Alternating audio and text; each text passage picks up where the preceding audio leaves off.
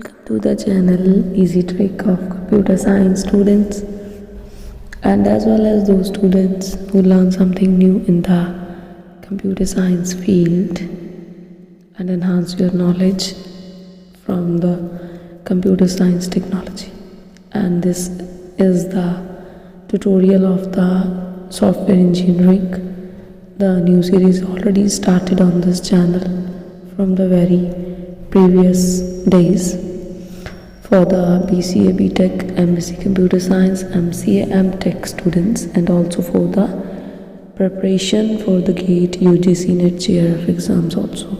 And that series is very helpful for those learners who will fetch the knowledge that how will develop the software and under which application develop the softwares and how we will use the softwares and what steps we will use. So the previous tutorial link available into the description box, and in the yesterday's tutorial we discussed about the first type of software testing, so you can check it out and enhance your knowledge. And now we will continue with the next testing phase, that what is the next software testing, and the next phase is the integration testing.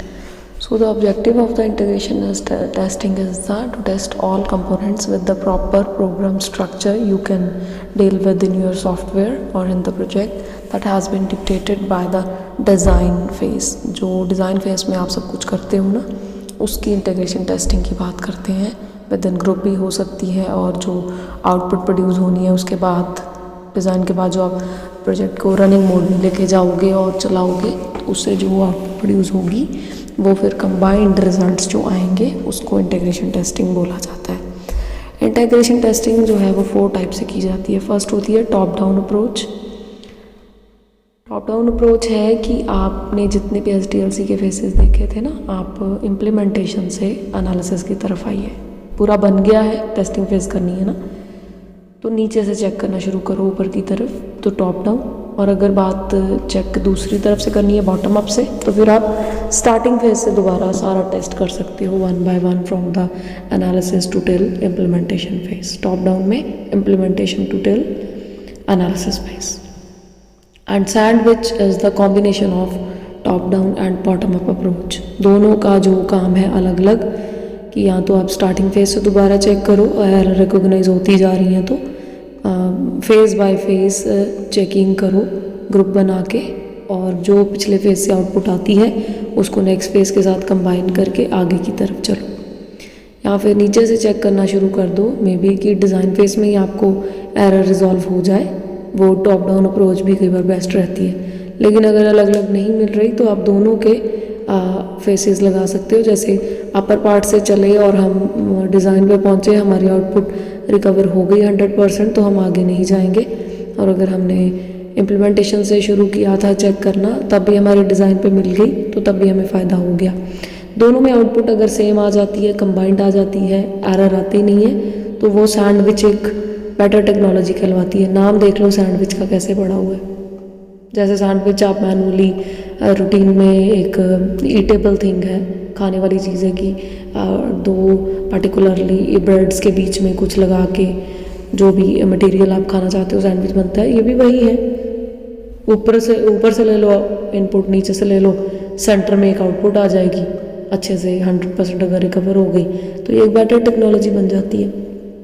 Big bang technology है जो कि सबसे improved technology है integration testing की, जिसमें कि आप जितने भी मॉड्यूल्स बनाते हो ना, जो कि आपको ER डायग्राम मतलब स्टार्टिंग में ही पता चल जाते हैं कि हमने ज्वाइनिंग कहाँ करनी है, किस पे से उसके उठ के डाटा जो है वो रिपोर्ट्स में जाएगा या फॉर्म्स में आएगा, या पर्टिकुलरली किस कंपोनेंट को हमने मेन बनाना है, किस कंपोनेंट से उठ के डाटाबेस से कनेक्टिविटी करेंगे कि डाटा जो है पूरा का पूरा रिवील हो जाए. क्योंकि डाटाबेस का पूरा टेबल तो आप शो कर नहीं सकते, नया डाटा कई बार हमने डालना नहीं होता. एडमिन कंट्रोल डाटा भी बहुत होता है. सारे मॉड्यूल की जब चेकिंग करनी है ना, तो वो बिग बैंग टेक्नोलॉजी होती है, जिसमें कि जहाँ मॉड्यूल जब आपने बनाए थे उसको ही चेक कर लोगे ना, तो आपको गलतियाँ जो भी होंगी आपके प्रोजेक्ट के अंदर वही मिल जाएंगी और आपका काम जो है वो और इजी हो जाएगा। सो जो पीछे हमने पढ़ी थी वो बहुत सिंपल टेस्टिंग थी पिछले ट्यूटोरियल में, उसमें सिर्फ एरर्स देखे जाते हैं कि लगाया है नहीं लगाया, कोई कॉलन तो नहीं, कोई सेमी कॉलन तो नहीं गलत लग गया, ब्रैकेट तो नहीं लगी। लेकिन इसमें ये जो 4 अप्रोचेज़ हैं, आप कोई भी अप्रोच लेके प्रॉपरली टेस्ट कर सकते हो। ये तो हो गई अप्रोच की बात। अब करते हैं इसकी एग्जाम्पल की बात कि करनी कैसे है, कि एक्चुअल में वो जो ब्लैक बॉक्स वाइट बॉक्स बार बार आपके सामने टीचर अगर आपके कोई और भी हैं तो वर्ड यही यूज़ करेंगे, तो वो क्या होती है, वही इसकी एग्जाम्पल है इंटीग्रेशन टेस्टिंग की।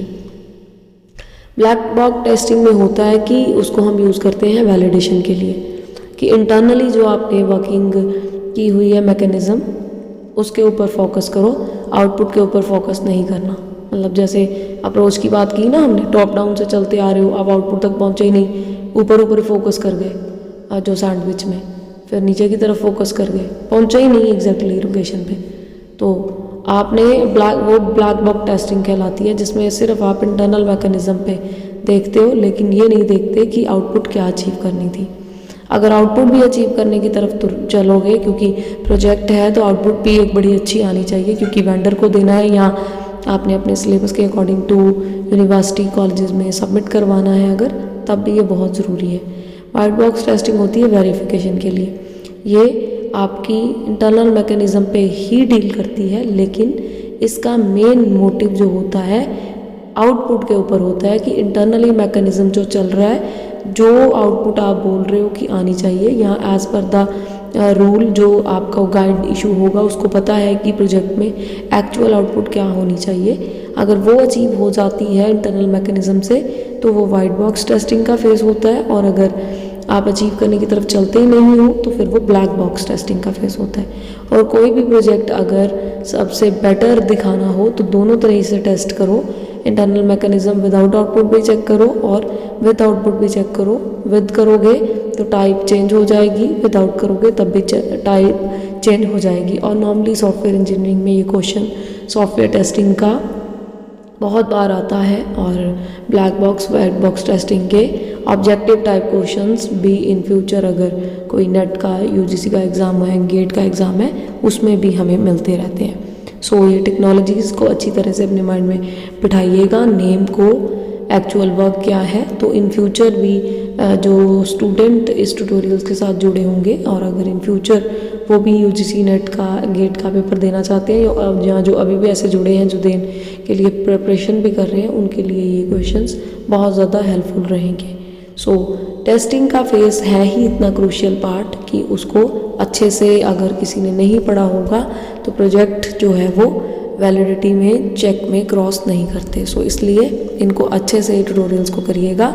और इसकी और भी सॉफ्टवेयर टेस्टिंग की टाइप्स हैं, जैसे कि 2 टाइप आपने कर ली हैं, तो इसके बाद जो टाइप होगी वो as per the schedule next tutorial में आप लोगों को ज़रूर मिलेगी, और आप अपने पिछले ट्यूटोरियल्स को भी चेक कर लीजिएगा। Till then take care, stay safe, stay home. Thanks for watching, and if you like that channel, kindly like, share and subscribe and help to others.